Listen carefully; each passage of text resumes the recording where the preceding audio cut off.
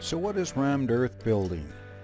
Well, that's a question I've asked myself more than once. And it turns out my question was answered recently by a rammed earth building specialist, Clifton Schooley. Clifton has been building rammed earth structures for quite some time now, and it just so happened that his latest project was on Gabriola Island, so I got to see what it was all about, and this is what I learned. Alright, hello.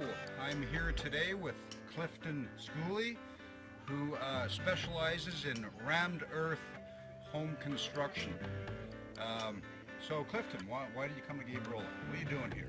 Well, Kathleen, who I had taught a course two years ago, she invited me to come and teach a workshop on her house. So, and this is, okay, so she's a past student, that's kind of cool. So Yeah. She's helping you with the process? Yeah. Yeah, sweet. All right, and so, but you say 4 walls, I noticed you got one big wall behind this, and Yep. that's, what's the purpose of this wall? This one right here is for thermal mass, so it's behind the fireplace, so heat will soak into it and radiate after the fire is out. All right. That's the main, it's aesthetic too, right? So it's a giant heat sink, and Yeah. then, yeah, aesthetically, okay, well, we're going to show you this later, because the beauty of rammed earth is the, what do you call it, stratification, Yeah. or the... Yep. Yeah, so we'll get into a little bit of that later, but I just wanted to introduce you first to Clifton, who's been kind enough to let me come down here and film some of the process. Looking forward to it. Thanks very much, Clifton. You're welcome.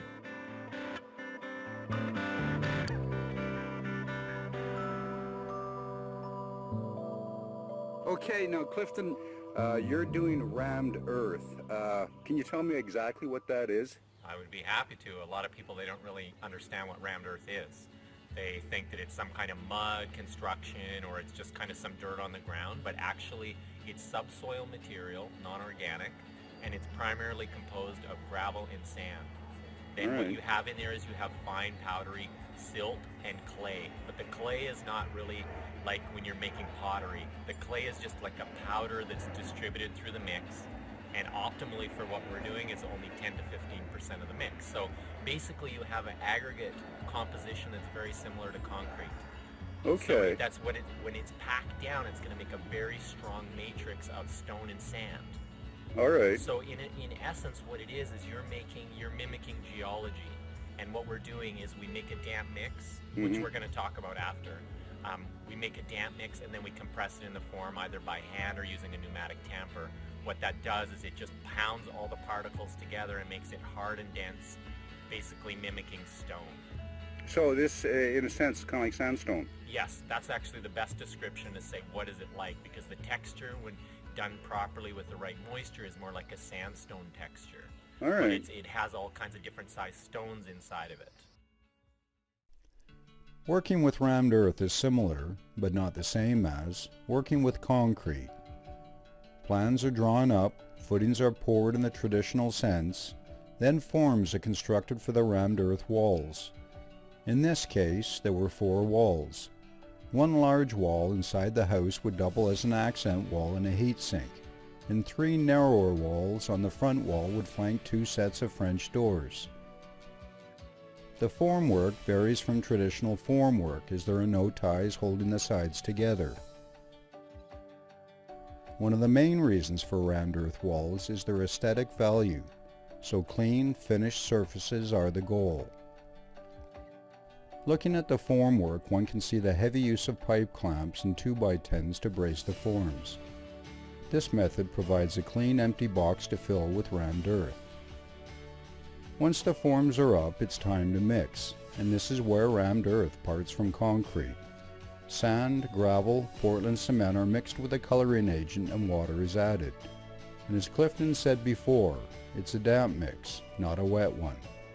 You don't pour rammed earth walls. You build them by compressing the earth in lifts using hand or pneumatic tampers. What would you call them? Lifts? You put lifts? So what would your average lift be? Typically about 8 inches. About 8 inches. Yeah, that loose material. And Okay. it depends on the density of the material that we have, but it might compact down to 5 inches. All right. Approximately. It's a matter of taste. You make the lift too big, then you don't get the proper compaction. Yeah. If you make it the right size, you kind of have to have a happy medium. If it compresses really well, that's the number one thing. And secondly, you want it to compress well, but you also don't want to just make super small lifts that compress well, and then it takes you a lot more time because manpower is very important. So you don't want to waste manpower, and you want to keep the job just moving along. Yeah. So you have to find that sweet spot, and that seems to be about it. Yeah. You know?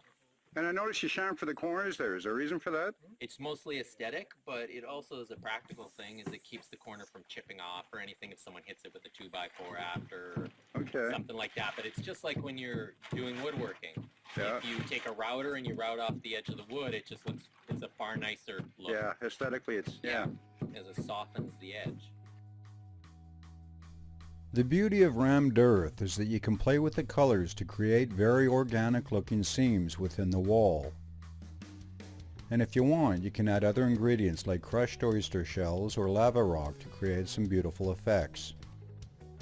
As the walls are built, lift by lift, rebar, electrical conduits, and insulation are added as required. In the interior thermal mass wall, rebar extended from the footings right the way up to just below the upper surface.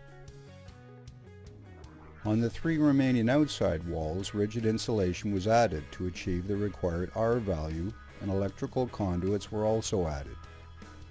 The outer and inner rammed earth sections in each of these walls were in turn tied together by rebar loops. The finished wall had a thickness of 22 inches. So, from mixing the earth, to transporting it to the forms, to shoveling it in, to tamping it, each wall was built lift by lift. When one wall was finished, the forms were left in place overnight, then stripped the next day, cleaned, and reused for the next portion. As each section was revealed, an umbrella of sorts was built on top to protect it from the elements as it continued to cure. Once Clifton and his crew were finished, they were off and it was time for the next round of contractors. Rammed earth building has to be one of the most aesthetically pleasing forms of construction. It is absolutely gorgeous to the eye and lends a real organic look and feel to any structure. On top of that, it is fireproof, rodent-proof, has great acoustic properties, and will last many lifetimes if done right. Oh, and did I mention it was beautiful?